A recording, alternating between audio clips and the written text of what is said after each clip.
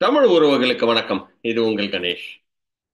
இன்னைக்கு நிறைய பேர் என்கிட்ட கேட்டிருக்கிற கேள்வி வந்து தமிழக பிரசிடென்ட் பாஜக பிரசிடென்ட் மிஸ்டர் அண்ணாமலை மாற்றப்படுவாரா? உங்களோட கருத்து எப்படி இருக்கு அப்படின்ற மாதிரி என்கிட்ட கேட்டிருக்காங்க. என்னைய பொறுத்த வரைக்கும் there is no question about it at all. நான் இதை வந்து ரொம்ப நாளா சொல்லிட்டு தான் இருக்கிறேன். பட் திருப்பியும் நான் வந்து சொல்றேன். ஆம், அவர் மாற்றப்படுறதுக்கு தான் நிறைய வாய்ப்புகள் இருக்கு அப்படின்றதுல வந்து எனக்கு மாற்று கருத்து கிடையாது. அப்படி அவர் மாற்றப்படல அப்படின்னா அதிமுகவோட கூட்டணி வந்து சேர்றது ரொம்ப கஷ்டமா போயிடும் அப்படின்றதுலயும் எனக்கு மாற்று கருத்து கிடையாது. ஏன்னா அண்ணாமலை இஸ் அ பர்சன். ஏன்னா அவர் வந்து அவருக்குன்னு ஒரு ஒரு கோட்பாடு இருக்கு, அவருக்குன்னு ஒரு கொள்கைகள் இருக்கு. அது பாஜகவோட அலைன் ஆனாலுமே இங்க வந்து தமிழ்நாடுல வந்து அவர் வந்து அதிமுகவோட அந்த அந்த அந்த கொள்கைகள் வந்து அலைன் ஆகல அப்படின்ற மாதிரி தான் நம்ம பார்க்க வேண்டியதா இருக்கு. அதுக்கு மேல வந்து என்ன அப்படின்னு வந்து பார்த்தோம் அப்படின்னா அண்ணாமலையும் எடப்பாடியும் ஒரே சமூகத்தை சேர்ந்தவங்க. அந்த சமூகத்துக்குள்ளேயே அவங்களுக்குள்ள யாரு பெரியவர் அப்படின்ற மாதிரி ஒரு ஒரு ஒரு கரசல் இருக்கு அப்படின்றது வந்து எனக்கு நல்லா தெரியுது. ஏன்னா கோயம்புத்தூர்ல என்னோட ஃப்ரெண்ட்ஸ் நிறைய பேர் இருக்காங்க. இருக்கிறதுனால தான் நான் வந்து இதை வந்து என்னால் திட்ட தெளிவாக சொல்ல முடியுது அப்படின்றதுல வந்து எனக்கு மாற்று கருத்து கிடையாது. ஸோ ரெண்டு பேருமே டிஃப்ரெண்ட். அதாவது வந்து ஒரே சமூகத்தை சேர்ந்தவங்க. ஒரு வாளுக்குள்ள ஒரு உரைக்குள்ள ஒரு வாள் தான் இருக்க முடியுன்ற மாதிரி அவங்க ரெண்டு பேத்துக்குள்ளேயும் பெரிய பிரச்சனைகள். அதாவது வந்து எப்படி சொல்றது, ஒரு அண்டர் கரண்ட்ல வந்து மிகப்பெரிய ஒரு சண்டை இருக்கு அப்படின்றதுல நிச்சயமா எந்த ஒரு கொஸ்டினும் கிடையாது. ஸோ இப்படி இருக்கிற பட்சத்துல இன்னைக்கு 2026 எலெக்ஷனை நோக்கி நம்ம வந்து போயிட்டு இருக்கிறோம். இந்த 2026 எலெக்ஷன்ல பாஜக தனியா நின்னா நிச்சயமா எந்த ஒரு சீட்டும் வாங்காதுன்றதுல எனக்கு மாற்று கருத்தே கிடையாது. Zero, only get zero. But அவங்களோட ஓட் பர்சன்டேஜ் இன்க்ரீஸ் ஆகும். இன்னைக்கு 11% இருக்காங்க அப்படின்ற மாதிரி சொல்றாங்களா, ஒரு 13% வருவாங்க, இல்ல 15% கூட வரலாம். ஆனால் ஒரு எலெக்ஷனை ஜெயிக்கணும் அப்படின்னா மினிமம் 33% அது வேணும். அது நல்லா தெரிஞ்சுக்கணும். 33% வரதுக்கு வாய்ப்பே கிடையாது. எல்லாருமே என்ன திருப்பி என்கிட்ட பேசுறது இல்ல, நாகர்கோயில்ல பாருங்க, கன்னியாகுமரி டிஸ்ட்ரிக்ட்ல பாருங்க, தென்காசி டிஸ்ட்ரிக்ட்ல எல்லாம் பாருங்க, ராமநாதபுரத்துல எல்லாம் வந்து பாஜக வலு ரொம்ப பலமா இருக்கு அப்படின்னு. 100% பலம் இருக்கு. ஆனால் ஜெயிக்கிற அளவுக்கு இருக்கா?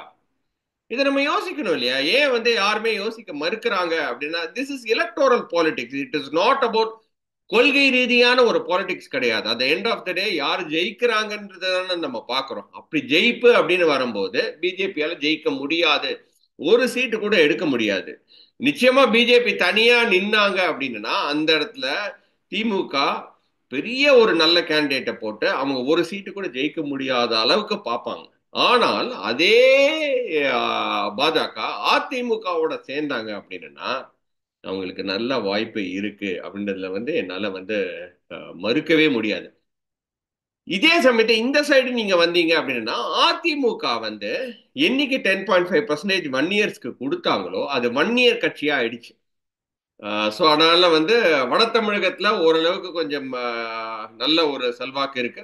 அதே சமயத்துல கொங்கு இடத்துலயும் கொஞ்சம் செல்வாக்கு இருக்கு, ஏன்னா அவரோட சமூகத்தை சேர்ந்து. ஆனா தென் தமிழகத்துல நீங்க இந்த சைடு வந்தீங்கன்னா அவங்களுக்கு வந்து சுத்தமா நம்ம வந்து 2024 நாடாளுமன்ற எலெக்ஷன்லயே நம்ம வந்து பார்த்தோம். நிறைய இடத்துல வந்து அவங்க 3வது இடம், அதுக்கப்புறம் டெபாசிட் எடுக்கிற அளவுக்கு வேற போயிட்டாங்க. ஸோ இப்படி இருக்கிற அதிமுக தென் தமிழகத்துல வந்து அதான் அந்த 10.5 கொடுத்து மிகப்பெரிய ஒரு சரிவை நோக்கி அவங்களே அவங்கள கட்டமைச்சிட்டாங்க. அது இபிஎஸ் பண்ண ஒரு பெரிய பிளண்டர் அப்படின்னு கூட தான் நம்ம சொல்லலாம். அதனாலதான் வந்து ஸ்டாலின் என்ன பண்ணிட்டாரு அப்படின்னா வந்து அந்த 10.5% என்னால கொடுக்க முடியாதுன்னு அவர் சொல்லல. அது சுப்ரீம் கோர்ட்ல வந்து கேஸ் இருக்கு அப்படின்ற மாதிரியே அவர் வந்து இழுத்து அடிச்சுக்கிட்டு போய்கிட்டே இருக்கிறார். ஏன்னா அவருக்கு தெரியும் அந்த 10.5% அவர் வந்து வன்னியர்களுக்காக கொடுத்தாரு அப்படின்னா தென் தமிழகத்துல மிகப்பெரிய ஒரு அடி வாங்குவாருன்றது தெரிஞ்சு அவர் வந்து ஒரு மாஸ்டர் மைண்ட். அதாவது வந்து ஸ்டாலினோட மிஸ்டர் ஸ்டாலின் நம்மளுக்கு தமிழக முதலமைச்சரோட அரசியல் நீங்க வந்து பாத்தீங்க அப்படின்னா ரொம்ப கூர்மையான அரசியல், ரொம்ப கூர்மையான ஒரு அரசியல். அந்த அரசியலை வந்து அவர் கரெக்டா அவர் வந்து ஃபாலோ பண்ணிட்டு போயிட்டு இருக்கிறாரு. ஸோ இந்த சைடு திருப்பி வந்தோம்னா ஏடிஎம்கே வந்து மிகப்பெரிய ஒரு சரிவுல வந்து தென் தமிழகத்துல இருக்கு. அப்ப என்ன பண்ணுவாங்க? அவங்களால அங்க ஜெயிக்க முடியாது. ஸோ ரெண்டு சைட்ல இருந்தும் ப்ரெஷர் இருக்கு.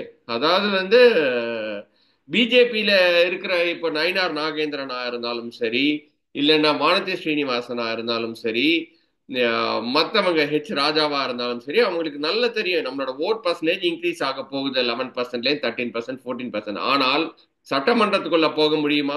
முடியவே முடியாது, வாய்ப்பே கிடையாது. அது வந்து எம்ஆர் காந்தியா இருந்தாலும் சரி, எல்லாருமே தோப்பாங்க. ஏன்னா ஒரு அதாவது வந்து ரெண்டு கைகள் சேர்ந்தாதான் ஒளி வரும் அப்படின்ற மாதிரி இன்னைக்கு அதிமுகவும் பாஜகவும் சேர்ந்தாதான் அவங்களுக்கு ஒரு பர்சன்டேஜ் அளவுக்கு ஒரு ஒரு ஒரு ஒரு கொஞ்சம் ஒரு கணிசமான இடத்துல அவங்க ஜெயிக்கிறதுக்கு ஒரு வாய்ப்பு இருக்கு. இதை வந்து நம்ம வந்து நயினார் நாகேந்திரனோட 2024 எலெக்ஷன்லயே நம்ம வந்து பார்த்தோம் இல்லையா? அவரால் வந்து அவருக்கு வந்து தனியா வந்து அவ்வளோ பெரிய ஒரு செல்வாக்கு இருந்தாலுமே அவரால் நாடாளுமன்ற எலெக்ஷன்ல ஜெயிக்க முடியல. இதே தான் வந்து தமிழிசை சவுந்தரராஜனுக்கும். நீங்க வந்து இங்க வந்து பாத்தீங்க அப்படின்னா 2வது பிளேஸுக்கு வந்துட்டாங்க. அதிமுகவை தாண்டி 2வது பிளேஸுக்கு வந்துட்டாங்க. ஆனாலும் அவங்களால ஜெயிக்க முடியல. இதுதான் வந்து நடக்கும். நிச்சயமா நிறைய தென் தமிழகத்துல நிறைய இடத்துல 2வது பிளேஸ்க்கு வருவாங்க, 3வது பிளேஸ்க்கு வருவாங்க, நல்ல வாக்கு சதவீதம் எடுப்பாங்க. பட் ஆனா ஜெயிக்க முடியாது. அட் எண்ட் ஆஃப் த டே என்ன, நீங்க ஜெயிக்கல அப்படின்னா நீங்க வந்து you will be talked upon. அதாவது வந்து நீங்க பாஜக வந்து பேசலாம் அப்ப 11%, 13%, 15%. அதுதான் சீமான் இன்னைக்கு பேசிட்டு இருக்கிறாரு இல்லையா? அவரோட கணக்கு வேற. அதை விட்டுடுவோம், நம்ம அவர் இந்த இந்த சைடு கொண்டு வர தேவையில்லை. 15% ஆயிடுச்சு, நம்ம growth ஆயிட்டோம் அப்படின்னு. க்ரோ ஆகி என்ன பிரயோஜனம்? நிச்சயமா அது ஒன்று ஓகே. நாங்க வந்து க்ரோ ஆகிறதுக்கு தான் நாங்க இந்த கட்சியை வச்சு நடத்துறோம் அப்படின்றது வந்து அது டிஃபரெண்டான பாலிடிக்ஸ். ஆனால் பிஜேபியில இருக்கிற எக்ஸிஸ்டிங் எம்எல்ஏஸ், நயினார் நாகேந்திரனா இருக்கட்டும், வானதி ஸ்ரீனிவாசனா இருக்கட்டும், அப்படி இல்லை அப்படின்னா வந்து எம்ஆர் காந்தியா இருக்கட்டும், அவங்கெல்லாம் வந்து மக்கள் நல்ல தொண்டு பண்றாங்க, மக்களை போய் சந்திக்கிறாங்க, மக்களோட குறைகளை போய் கேட்கறாங்க, மக்களுக்கு என்ன வேணுமோ அதை செஞ்சு கொடுக்கறாங்க. ஆனால் ஒரு எலெக்ஷன் வரும்போது மக்கள் வந்து நீ எவ்வளவுதான் நல்லது நீ பண்ணியிருந்தாலும் அந்த நேரத்துக்கு அலையன்ஸ் எப்படி இருக்குன்னு தான் பார்ப்பாங்க. எல்லாருமே வந்து என்ன யோசிப்பாங்க, நான் ஒரு வின்னிங் டீமோட நான் வந்து என்னை அலைன் பண்ணிக்கணும் அப்படின்னு தானே நினைப்பேன் இல்லையா? வின்னிங் டீமோட அலைன் பண்ணணும் தானே நினைப்பேன். அந்த வின்னிங் டீமோட அலைன் பண்ணல அப்படின்னா என்ன பிரயோஜனம்? ஸோ அதனால வந்து மக்கள் என்ன பாக்குறாங்க, ஓ திமுக அலையன்ஸ் தான்ப்பா வின்னிங்கா இருக்கு, சரி ஓகே, நம்ம வந்து இந்த வாட்டி திமுக அலையன்ஸ்க்கு ஓட்டு போடுன்னு சொல்லி ஓட்டு போட்டுருவாங்க. அதனாலதான் இன்னைக்கு அதிமுகவும் பாஜகவும் இணையறதுக்கு நிறைய வாய்ப்புகள் இருக்கு. ஏன்னா அதிமுகவுக்கு நல்லா தெரிஞ்சு போச்சு, நம்மளால என்னதான் இனிமேல் பண்ணாலுமே தென் தமிழகத்துல நம்மளால வந்து ஜெயிக்க முடியாது அப்படின்றது வந்து திட்ட தெளிவா தெரிஞ்சு போச்சு. இதனால அதிமுகல இருந்து பிரச்சனை உங்களுக்கு ஓகேங்களா? ஆர்பி உதயகுமார்ல இருந்து செல்லூர் ராஜுல இருந்து எல்லாருமே வந்து கேக்குறாங்க, இல்லைங்க நம்ம தனியா நின்னோம் அப்படின்னா வந்து பாஜக இல்லாம நம்ம தனியா நின்னோம்னா பிரச்சனை தான், இதுல நீங்க மாற்று கருத்தே வேணாம், பிரச்சனை தான். இந்த பிரச்சனை நம்ம எப்படி சால்வ் பண்றதுன்னு தான் நம்ம பார்க்கணும். இப்ப போயிட்டு எடப்பாடி போய் நின்று பேசினாலுமே அது சரி ஆகாது. அதனால நம்ம பாஜகவோட போறதுதான் சரி அப்படின்னு சொல்லிட்டு அதிமுகல இருக்கிற மக்களே வந்து வந்து பேச ஆரம்பிக்கிறாங்க. ஏன்னா எடப்பாடியார் என்ன நினைச்சாரு, நாங்க பாஜகல இருந்து வெளியே வந்த உடனே முஸ்லிம்ஸ் அண்ட் கிறிஸ்டியன்ஸ் எல்லாருமே, சிறுபான்மையினர் எல்லாரும் நம்மளை நோக்கி திருப்பி வந்துருவாங்க அப்படின்னு அவர் நின்று எதிர்த்து போராடியும் பார்த்துட்டாரு. ஆனால் யாருமே வந்து இபிஎஸ் நம்புறதுக்கு ரெடியா இல்லை அப்படின்னு நல்லா தெரியுது அவருக்கு. அவங்க இன்னும் வந்து திமுக, விசிக, காங்கிரஸோட தான் நிக்கிறாங்க, அப்படியே பலமா நிக்கிறாங்க. அதே மாதிரி திமுக அலையன்ஸை வந்து எடப்பாடியானால பிரேக் பண்ண முடியல. எவ்வளவுதான் சீட்டு கொடுத்தாலும் அவங்க வரத்துக்கு ரெடியா இல்ல. ஏன்னா அவங்க நம்பர் ரெடியா இல்ல எடப்பாடியார. ஸோ அதனால அவங்க என்ன பண்றாங்க, உங்க அலையன்ஸ் அப்படியே கட்டமைப்புல இருக்கு. ஆனா இந்த சைட்ல வந்து பாத்தீங்கன்னா இவருக்கு அலையன்ஸே கிடையாது. தேமுதிக இருக்காங்க. தேமுதிக இப்ப என்டிஏக்கு போலாமா வேணாமான்னு யோசிச்சுட்டு இருக்கிற மாதிரி இருக்கு இல்லையா? ஏன்னா ஒன் நேஷன் ஒன் எலெக்ஷன்னா அவங்க வந்து என்டிஏ சப்போர்ட் பண்றாங்க. அப்படின்னும் போது அவங்க என்டிஏ சைடு போயிட்டாங்கன்னா இவருக்கு அலையன்ஸே இருக்காது. ஏடிஎம்கே அப்புறம் அதுக்கப்புறம் ஒரு முஸ்லீம் கட்சி இருக்கு இல்லையா, எஸ்டிபிஐ, எஸ்டிபிஐ, அவங்க ரெண்டு பேரும் தான் இருப்பாங்க. அப்போ வந்து இந்த அதிமுக எவ்வளவுதான் போட்டாலும் அவங்களால வந்து ஜெயிக்க முடியாது. ஆனா விஜயை சேர்க்கலாம் அப்படின்னா விஜய் நிச்சயமா ஜாஸ்தியா கேட்பாரு.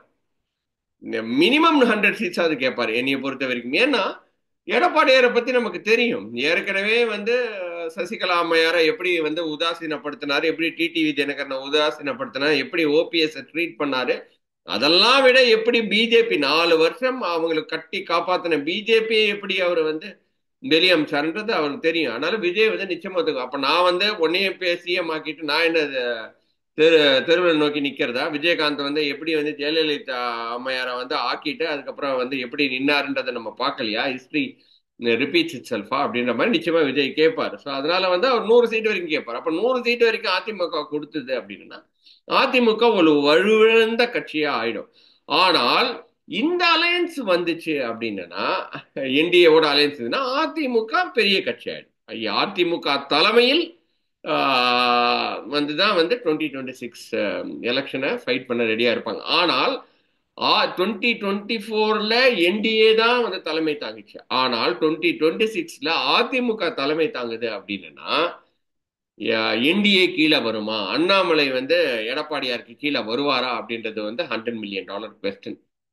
ஸோ அதனால என்ன பண்ணுவாங்கன்னா இந்த உரசல்லாம் வேணாம் இப்போதைக்கு வந்து அவரோட இது வந்து ஜூலை 21 ஸ்டார்ட் பண்ணது வந்து ஜூலை 2021 ஜூலை 21 ஆரம்பிச்சிருந்தாரு. அவரோட பதவி காலம் வந்து இந்த முடியுது 2025ல முடியுது. ஸோ எலெக்ஷனுக்கு முன்னாடி கரெக்டா ஒரு 8 மாசம் 1 வருஷம் முன்னாடி கரெக்டா மாத்திட்டாங்க அப்படின்னா அடுத்து வர லீடர் வந்து எடப்பாடியோட தோதா போனாரு அப்படின்ற பட்சத்துல தோதா போகிறது தான் நினைப்படுவாங்க. எடப்பாடியும் திருப்பியும் வரல வர்றதுக்கு எனக்கு அண்ணாமலை தான் ஒரு நாளாக ப்ராப்ளம் கொடுத்துருந்தாரு. அண்ணாமலையை மாத்திட்டாங்க. நானும் திருப்பியும் போய் வந்து ஓகே வாங்க அப்படின்னு சொல்லி நானும் கூட்டிட்டு வந்துட்டேன், ஒன்றும் பிரச்சனை இல்லை அப்படின்ற மாதிரி அவரும் பேசிட்டு போயிடுவார். அவர் அட்லீஸ்ட் போயிட்டு முகத்தை காட்டுறதுக்கு மக்களை போய் பேசும்போது முகத்தை காட்டுறதுக்காக ஏதாவது ஒரு ரீசன் வேணும். அந்த ரீசன் வந்து இன்னைக்கு என்னைய பொறுத்த வரைக்கும் அது அண்ணாமலை தான். நிறைய பேர் சொன்னாங்க இல்ல அண்ணாமலையை மாத்த மாட்டாங்க அப்படின்னு சொன்னாங்க. மாத்தலாம் தவறும் கிடையாது.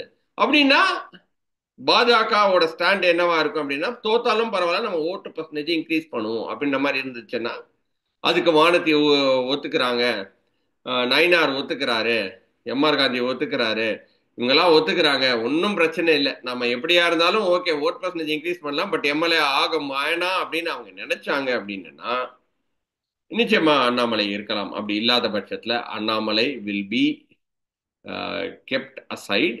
there will be a new leader. அந்த நியூ லீடருக்கு பெரிய போட்டிகள் இருக்கும். நயினார், வானதி ஸ்ரீனிவாசன், தமிழிசை எல்லாரும் போட்டி போடுறதா வந்து சொல்றாங்க. எனக்கு என்னைய பொறுத்த வரைக்கும் இந்த போட்டியில இவங்க 3 பேரும் செலக்ட் ஆக மாட்டாங்க. Some new leader will be selected அப்படின்ற மாதிரி தான் வந்து தோணுது. பட் தெரியாது, நமக்கு வந்து தெரியாது இப்போதைக்கு. அதை பத்தி எனக்கு நியூஸ் கிடையாது. பட் இருந்தாலும் வந்து there is a high probability that Annamalai will be kept aside and Annamalai will be asked to leave BJP's leadership. அவருக்கு வந்து சென்ட்ரல்ல ஏதாவது போஸ்ட் கொடுக்கலாம், இல்லாட்டா சென்ட்ரல் கவர்மெண்ட்ல வந்து நிச்சயமா நிறைய வேகன்சிஸ் இருக்கு. அவருக்கு ஏதாவது ஒரு பெரிய வேகன்சி அங்க வெயிட் பண்ணி அவருக்கு கொடுக்கலாம் அப்படின்றது தான் வந்து என்னோட கருத்து. இந்த வீடியோ உங்களுக்கு பிடிச்சிருந்ததுன்னா ஒரு லைக் பண்ணுங்க, ஒரு ஷேர் பண்ணுங்க, ஒரு சப்ஸ்கிரைப் பண்ணுங்க. இன்னொரு வீடியோவில் சந்திக்கிறேன். அதுவரை நன்றி, வணக்கம்.